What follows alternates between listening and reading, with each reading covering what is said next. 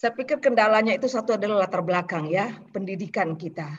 Itu pendidikan kita atau latar belakang sosial kita yang kita melihat bahwa memang sangat berbeda. Saya bisa merasakan pada waktu itu ketika kalau kami, saya sebagai stafnya, sekretarisnya, ketika orang datang ke rumahnya beliau itu, ke rumah Eporus itu, kita disambut gitu ya.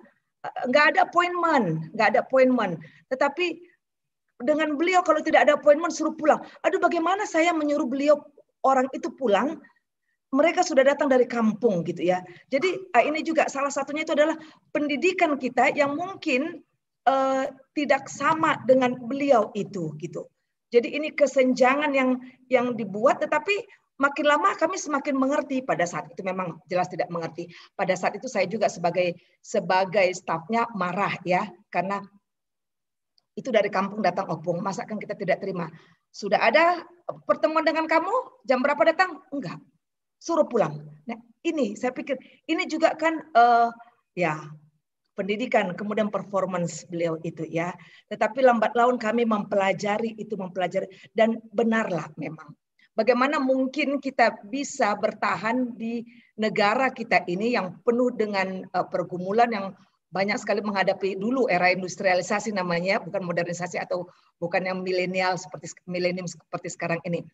Bagaimana kita bisa menghadapinya tanpa pendidikan yang mumpuni. Itu.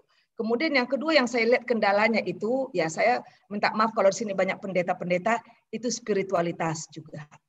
Itu yang diajarkan oleh Nababan kepada atau katakan kepada kami, kepada saya sendiri, itu dia spiritualitasnya itu yang membentuk karismanya. Di sini mungkin kendalanya itu bahwa ada banyak pemimpin tidak punya karisma gitu. Sehingga dalam menghadapi persoalan, menghadapi krisis dia bisa saja jatuh. Bagaimana dia bisa berdialog dengan orang banyak sementara katakanlah dia itu kan pemimpin keagamaan tanpa mempunyai spiritualitas yang kuat sekali gitu.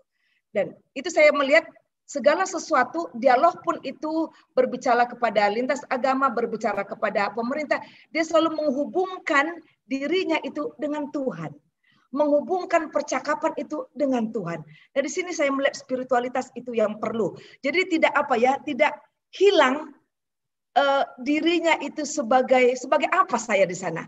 Saya sebagai basa, tapi saya datang sebagai pendeta. Nababan datang sebagai apa? Sebagai Eporus HKBP, gitu dia. Jadi berdialog pun dia selalu identitasnya itu ada, spiritualitasnya itu kuat. Itu mungkin kendala.